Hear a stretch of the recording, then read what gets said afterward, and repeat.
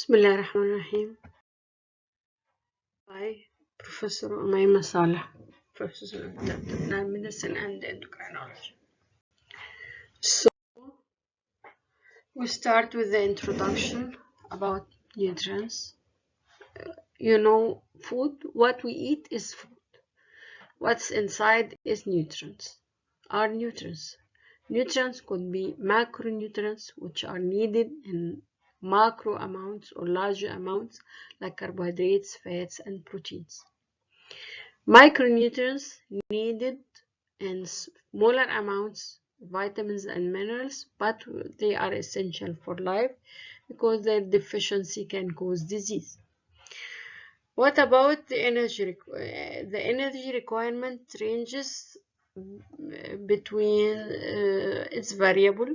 Actually, it increases in growing periods like children, adolescents, and pregnancy and lactation, and sometimes in cases of increased catabolism like infection or trauma. It is estimated that a gain or loss of 1 kilo of body weight denotes gain or loss of about 6,000 to 7,000 calories. The calorie is the unit of nutrition, unit of energy in clinical nutrition. Regarding the body weight, there is the stability of the body weight depending on the balance between energy intake and energy expenditure. The energy intake depends on whether food is available, and we must not underestimate the rule of hunger, which is very important. It's a blessing. We can feel hungry. Because if you imagine a patient with anorexia nervosa, they have complete loss of appetite, so they don't eat, they lose weight very much, like it can be fatal for them. People can eat without feeling hungry if they have stimulus of good food, if there's metabolic changes like hypoglycemia or low blood sugar. Some people have the pleasure and the habit of eating. On the other hand, energy expenditure, how to lose energy. There are three main factors: the basal metabolic rate or resting energy expenditure, which is the majority of energy, the main part of energy expenditure from the body. What does this mean? That the metabolic rate, the energy expenditure due to at the basal condition. When we wake up in the morning, we don't do anything, our body is losing energy in respiration, heart, brain, muscles, everything is working. The second thing, if we start walking, talking, it's called physical occupational activity. If we do exercise or go to the gym, it's called non-occupational. This is the variable part. The physical activity is the variable part of energy expenditure. We can increase it also. The thermic effect of food eating, which is another 10% of the energy expenditure, which is called diet-induced thermogenesis. What does this mean? This means that when we eat, food gives us energy. At the same time, it needs energy to expenditure to be absorbed, digested or absorbed. So this it's usually called in physiology as a specific dynamic action of food, which is more with proteins than carbohydrates or fats. So what about weight gain? Should any gain of weight be considered obesity? Usually we think so, but is not the same. It's not the case usually, because our body is full of water. The main content of the body is water, and there are muscles, there are fats, there are bone, and so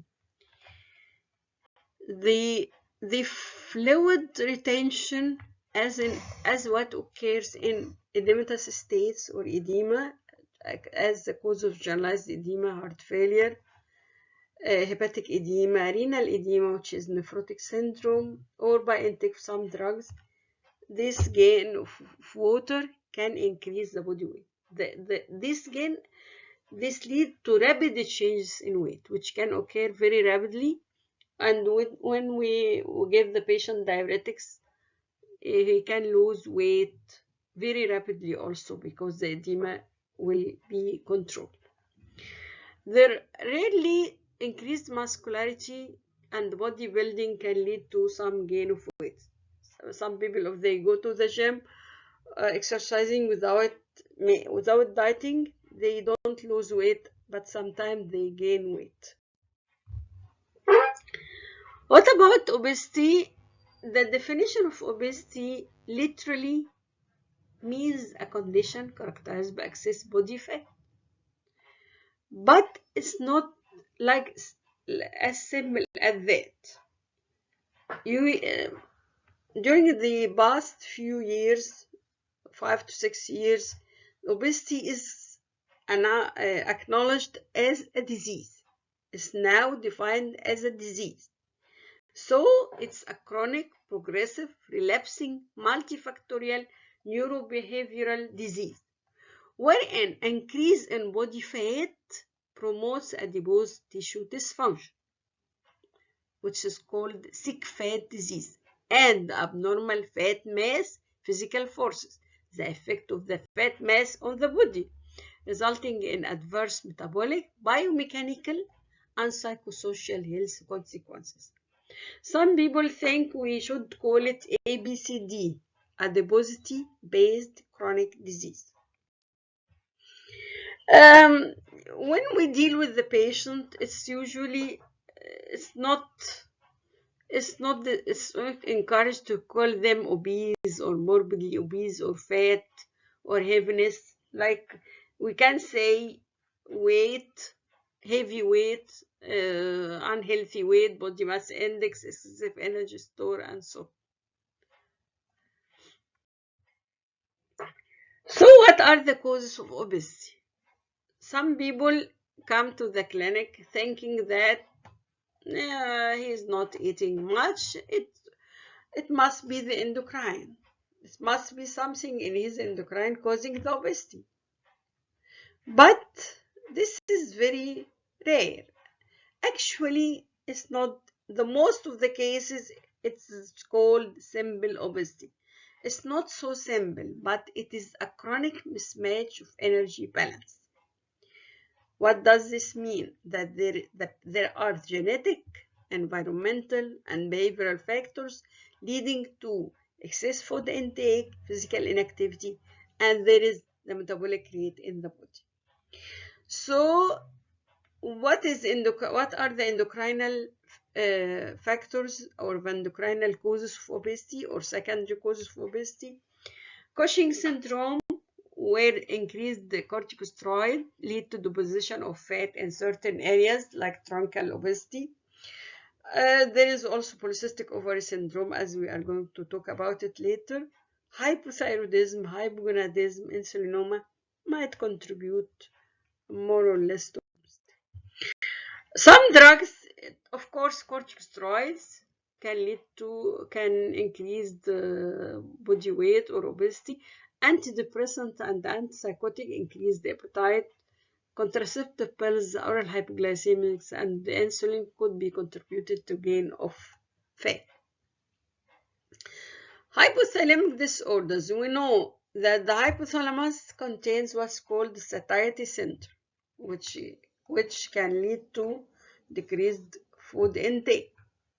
So anything affecting the hypothalamus like trauma, tumor, granuloma could lead to very voracious appetite, increased appetite, and obesity, very rarely actually. There are also rare genetic syndromes like Prader-Willi and Lawrence-Moon or Bardet-Biedl. As you see now, this is Prader-Willi syndrome, which is a floppy infant, a patient who has hypotonia and can when he grows as an infant with hypotonia, when he grows up, become severely obese with with very voracious appetite. This is polydactyly, a component of the syndrome of Lawrence-Moon or Bardet-Biedl,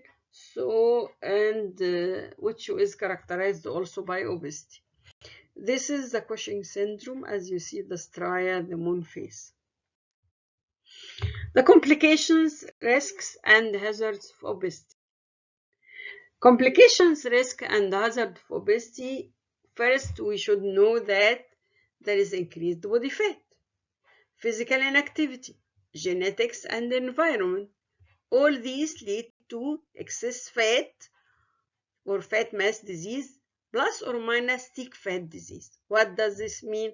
Thick fat disease, or called adiposopathy, which the fat itself is metabolically active and can lead to metabolic disorder. In obesity, both thick fat mass disease and thick fat disease are pathogenic, as we are going to see. So there are endocrine and metabolic factors, metabolic complications, like what? Type 2 diabetes. As you know, that obesity can lead to type 2 diabetes, which especially with more central distribution of fat. Obese patients with metabolic syndrome or obese patients with excess body fat, truncal obesity, is associated with insulin resistance and diabetes. Also, the metabolic syndrome, as we are going to talk at the end of the lecture. There is also dyslipidemia in obesity, especially with high triglycerides and low HDL cholesterol, low high density lipoprotein cholesterol. Also, elevated total cholesterol can occur. Menstrual irregularity and amenorrhea, and what's called polycystic ovarian syndrome, which is a combination of infertility, menstrual disturbances, hirsutism, and ovulation associated with obesity and insulin resistance. So that's why we see many often gynecologists send the patient to lose weight. Once they lose weight and they can regain fertility and the menses become regular. What about the cardiovascular manifestations of obesity? Hypertension is more common on obese than non-obese. There is increased atherosclerosis due to dyslipidemia, hypertension, and metabolic syndrome. This atherosclerosis can lead to coronary artery disease and also lead to cerebral strokes. What does this mean? This means that increase the risk of cerebral thrombosis or hemorrhage. There is also excess fat mass. What does this mean? The weight of the patient can affect the body, the lower limbs, lead to venous stasis, varicose veins, and increase the deep vein thrombosis risk. What about the GIT? Gastrointestinal manifestation of obesity. Of course, we will have deposition fat on the liver, non-alcoholic fatty liver disease or nothing. The excess of fat can lead to more pressure, more increased gastroesophageal reflux disease. So there is GERD. Also, the gallstones. This is well known since a long time that patients who are liable to get gallstones are female, fatty, fertile, 40. But on the other hand, also, we noticed that when the patient loses weight markedly, they can develop gallstones also because of that change in the composition of the bile in the gallbladder, leading to more lysogenic and increased gallstones.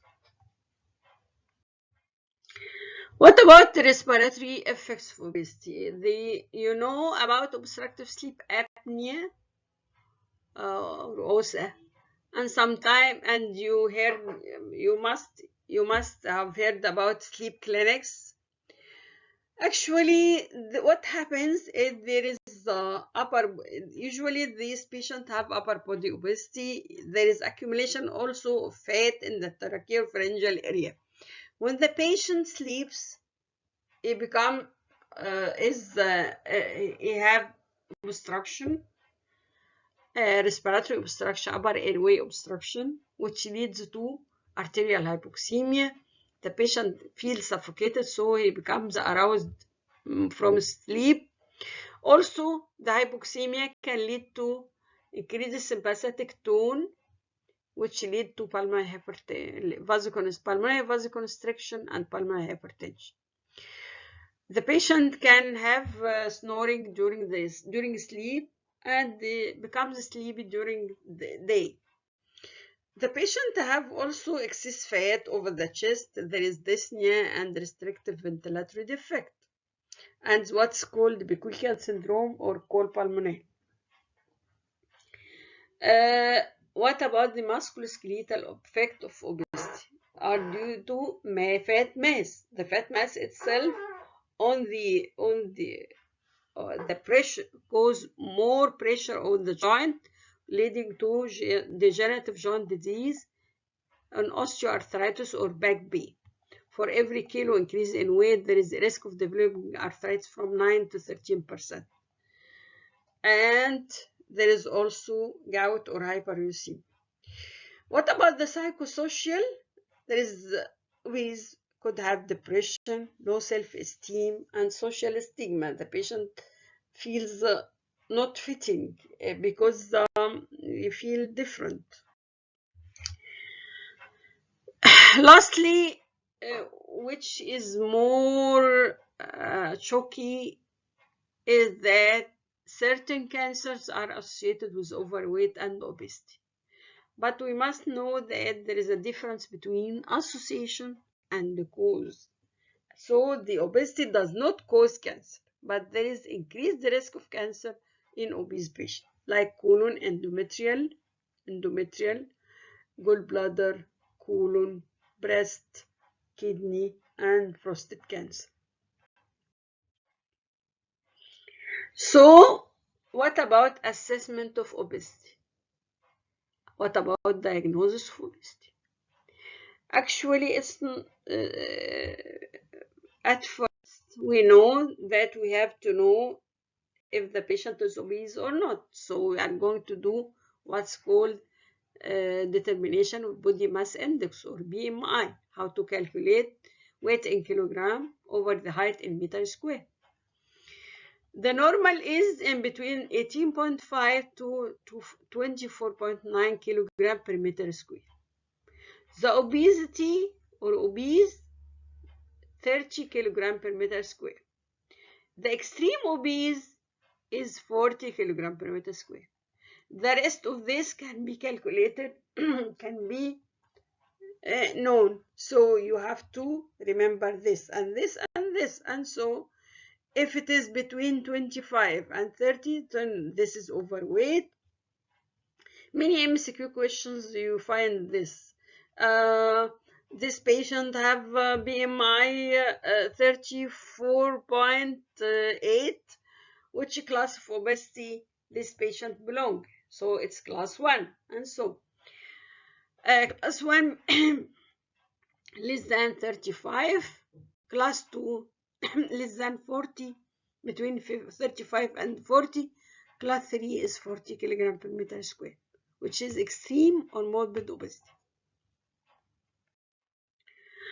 As we see, BMI is not measuring the body fat, so it's not a direct measure of adiposity, but it is an index of obesity.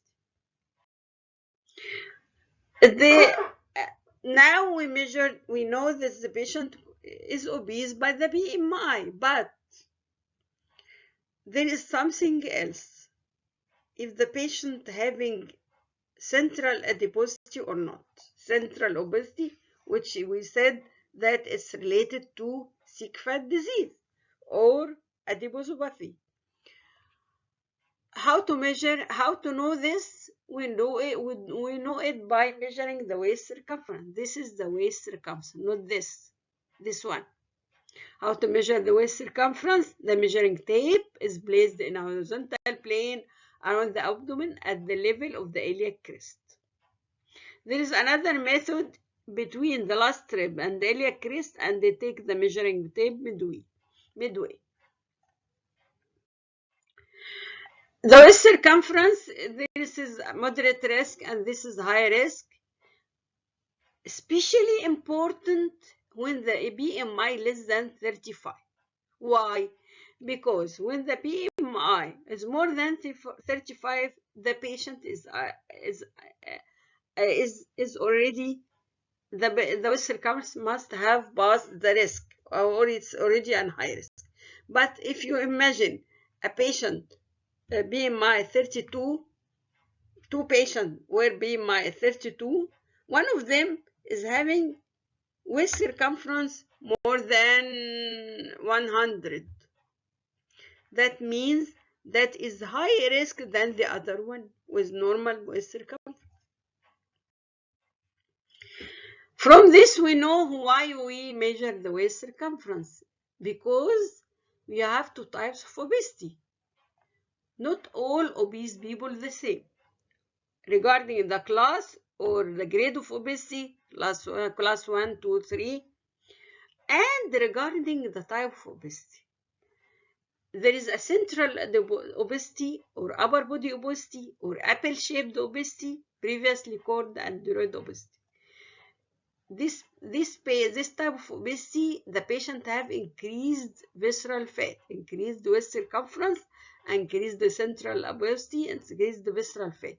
There is increased risk of metabolic complications like diabetes, cardiovascular disease, dyslipidemia, hypertension, and NAFLD. The peripheral obesity or lower body obesity or pear-shaped or gynecoid obesity, the waist circumference is normal, but the patient is obese. So there is excess fat mass, but less diabetes and cardiovascular risk, less metabolic risk. So this is diagram showing why the waist circumference is measured, because it can measure here the intra-abdominal fat or visceral adipose tissue. The third thing in assessment of obese patient is estimation of body fat. This is added to the new guidelines in assessing patients with obesity. We measure the body fat. How to measure it? First, if the fat is percentage of body fat in more than 32% in women or more than 25% in men, this is considered obesity. How to measure it? The standard technique like MRI or CT are not used only in research purposes, but there is less expensive measurements like what's called the bioimpedance or abdominal ultrasound. Bioimpedance like machines in the market like Embody and so. The measurement of subcutaneous fat by the skin fold thickness can help us differentiate between if the patient have obesity or excess water like ascites or something. So could be differentiating, but actually it doesn't measure the visceral fat. We cannot assess the patient without examining him, assessing the lipid, his plasma lipid, serum lipid profile, and liver function, thyroid function test, blood sugar, cholesterol and triglyceride. All these must be measured in obese patient, because we cannot treat obesity alone. We are treating the patient as a whole. We must also identify the complications of obesity, like ischemic heart disease, type 2 diabetes, sleep apnea, osteoarthritis, gallstones, and so on. We have to be sure that this is obesity, not not edema, not muscles, and so on, not muscle wasting, and so on. If there are pregnant or lactating or major psychiatric illnesses or serious illnesses, we must know serious illnesses with caloric restriction can exacerbate the condition. They are not given, they are not treated. We are not going to treat obesity in this patient. What are the guidelines for obesity management? First, we should know what are the goals of obesity management.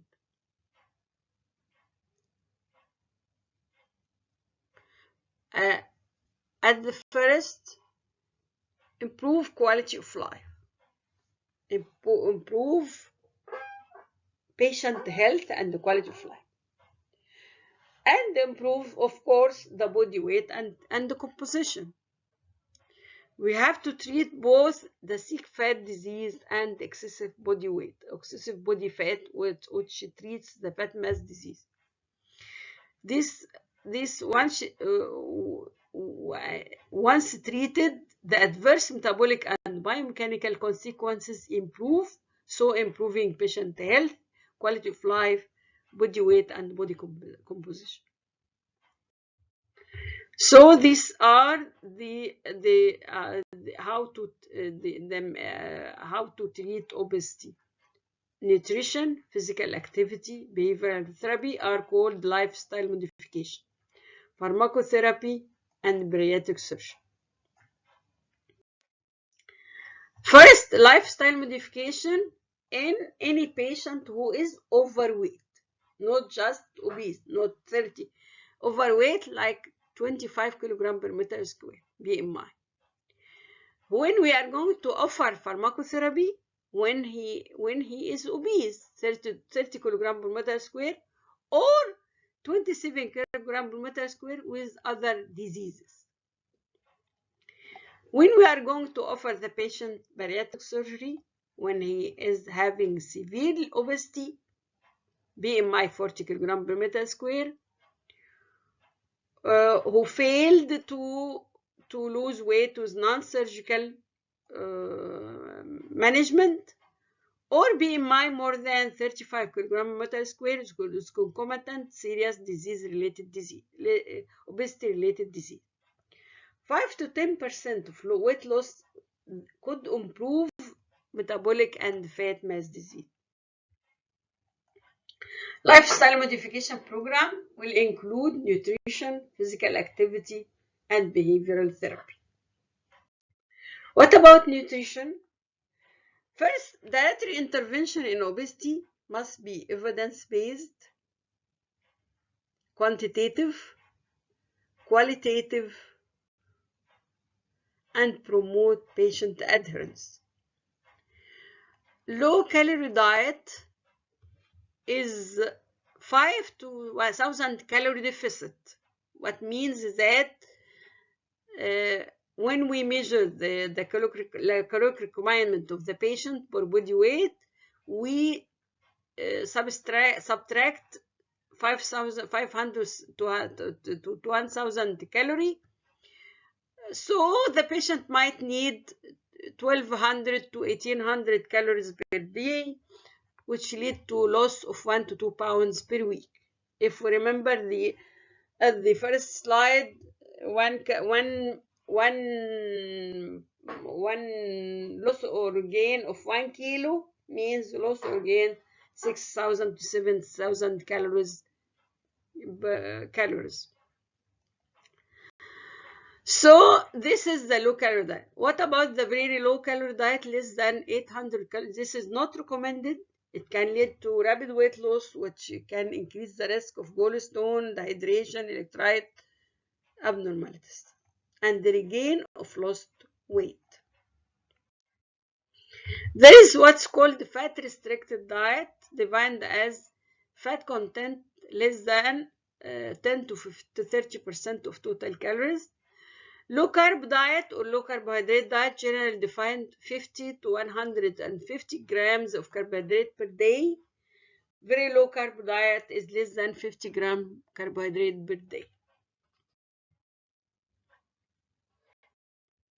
What about the physical activity? The physical activity can, first of all, if we exercise alone, if the patient is going to exercise alone without dieting, is he going to lose weight? No. The answer is no. He could be having increased weight due to increased muscles. But why do we encourage exercise? First, it is associated with long-term weight loss maintenance. What does this mean? The patient on dieting and losing weight, after a while, he can go in a plateau phase.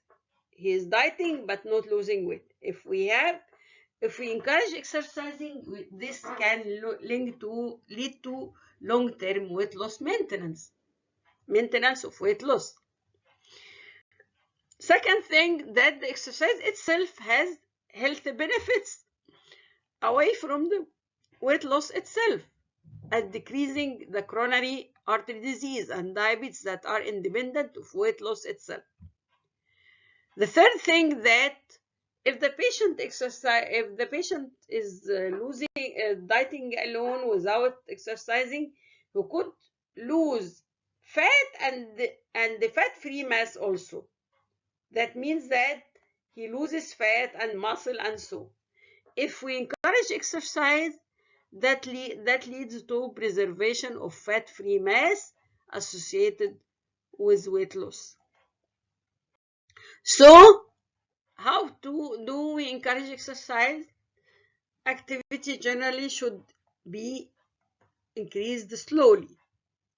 All adults should set long-term goal to accumulate at least 30 minutes of moderate intensity activity on most all days of the week. In order to lose more weight, more than this is needed, together with dietary modification. What about the behavioral psychological intervention? The patient should be interviewed to see what his current exercise and eating habits, what factors or situation to contribute to excess weight, and starting changing these behaviors. This is what's called the food diary, which can help the patient follow up what's doing every day, and see what's his mood, the calories, the place, the amount, and so. The second thing is that long-term pharmacotherapy for obesity. The long-term pharmacotherapy of obesity is considered in patients who were unable to achieve weight loss after 6 months of lifestyle modification, whose BMI more than 30 kg per meter square or 27 kg per meter square was concomitant to obesity-related disease. The first drug was used in the past. It's called sibutramine, with central acting and rexogenic drug, which is stopped from the market about 9 to 10 years ago because of adverse cardiovascular effects. Unfortunately, sometimes it's used by some people by illegal. The peripheral acting drugs is called orlistate. Other drugs called the lorcaserin, which is 5-HT2C receptor agonist, is withdrawn recently, within a few months. There is combination of phentermine topiramate extended release, which is used now and approved by FDA. Naltrexone bupropion is used also. Liraglutide, which is GLP receptor agonist, is approved and used injectable anti-obesity drug. The orlistat is a lipase inhibitor. That means that inhibit the digestion and absorption of fat. It's used once or 3 times daily, just before food intake. So it decrease the absorption of fat. So there is one of the side effects is the oily leakage of the stool or diarrhea, and theoretically can cause decrease the absorption of fat soluble vitamins. It's contraindicated, of course, in patients having diarrhea or malabsorption or cholestasis. Sometimes if we personalize the treatment of obesity, we give orlistat to the patient who has tendency to constipation more. So the second drug combination is naltrexone bupropion, which is a combination by opioid antagonist used for addictions, and the bupropion were used for depression and smoking cessation. It has anorexigenic effects and can lead to loss of 5 to 10% of body weight. Liraglutide is a glucagon-like peptide 1 receptor agonist approved for treatment of type 2 diabetes, but approved for for treatment of obesity at a bigger dose, with possible gastrointestinal side effects like nausea, like sense of distension, and so. It leads to increased satiety, decreased appetite, and so. Phentermine topiramate is a combination of a sympathomimetic amine, phentermine, and the anti-seizure or migraine medication, which is topiramate. This decreases appetite and this has thermogenic effect, with side effects that increase paresthesia. Is contraindicated to women with pregnancy, but it's approved by FDA now.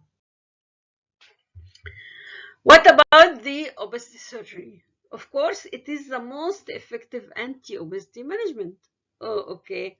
Obesity surgery is a treatment option for persons who have extreme obesity, class 4, class 3, or more than 40, or more than 40 with serious medical conditions, on whom diet exercise fail, when the expected benefits outweigh the risks.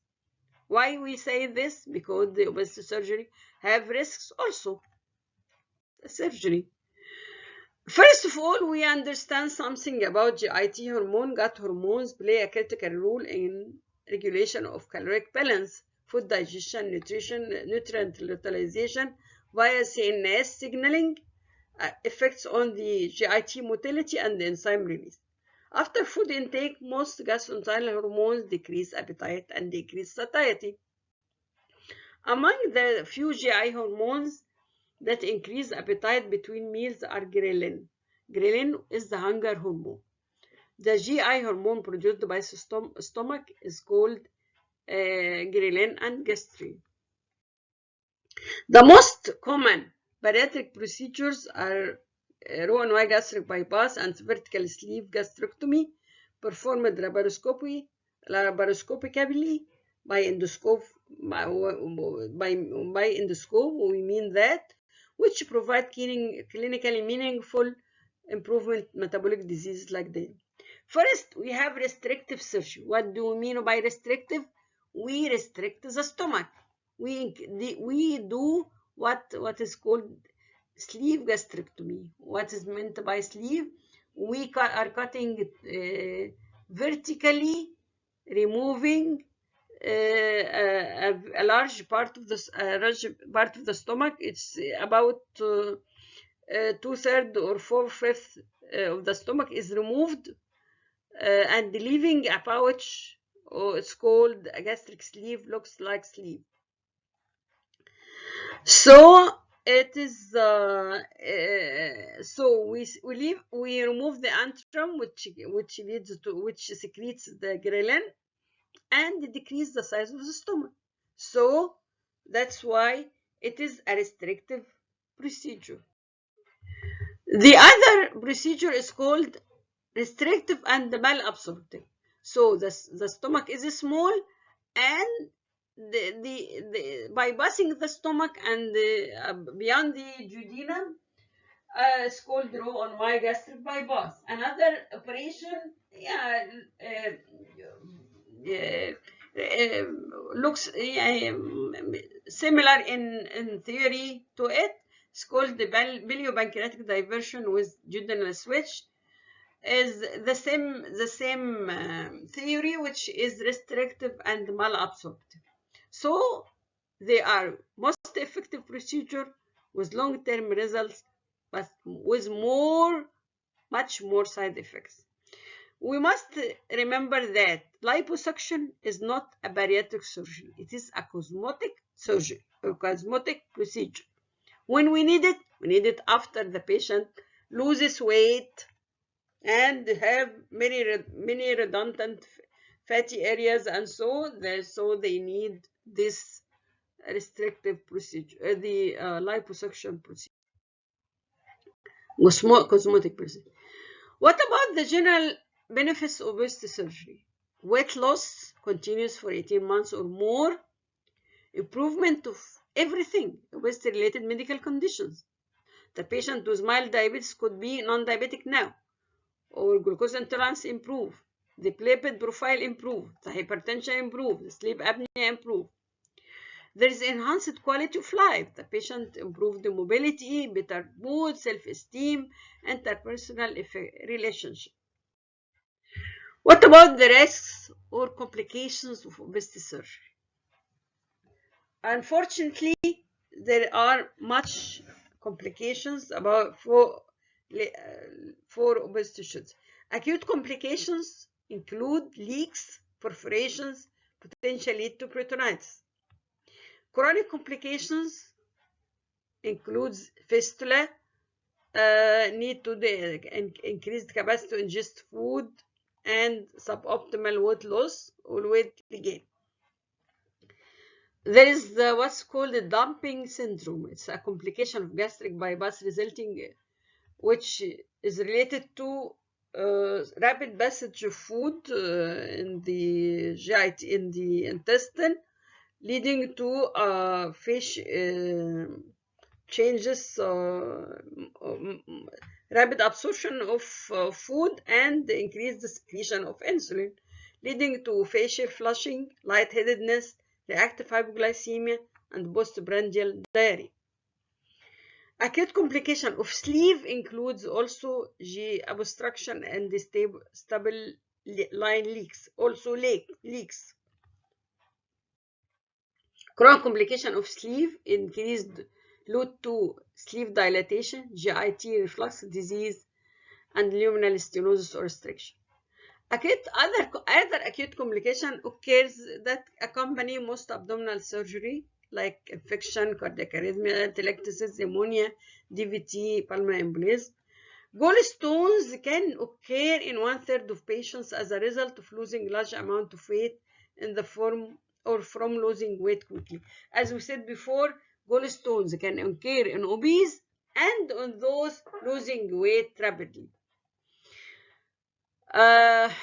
One of the most important complications are nutritional deficiencies, anemia, osteoporosis, other bone disease due to long-term loss of absorption. Nutritional deficiency can be prevented by proper attention to vitamin and mineral intake, especially vitamin B12, vitamin D, calcium, and folic acid, and iron. So in summary, we have diet, caloric nutrition, caloric restriction, balanced diet, exercise, drugs, and surgery. We move to metabolic syndrome. So what is metabolic syndrome?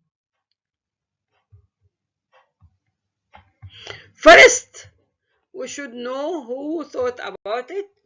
In 1988, a scientist called Reven labeled metabolic syndrome X to suggest that insulin resistance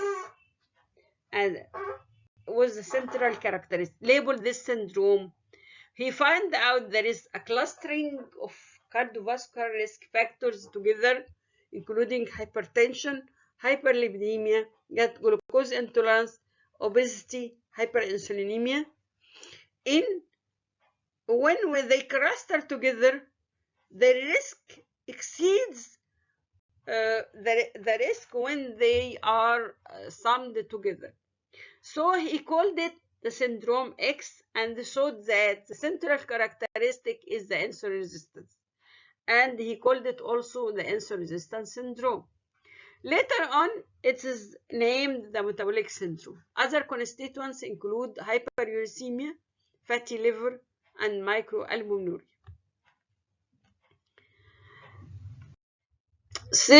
Many criteria are suggested for metabolic syndrome. One criteria for 2001 and another criteria 2005 and lastly this updated criteria 2009. They said that we have how to diagnose it. We know the constituents, but how to diagnose, how to say this patient have metabolic syndrome. If the patient have 3 of the 5 conditions, what are the 3?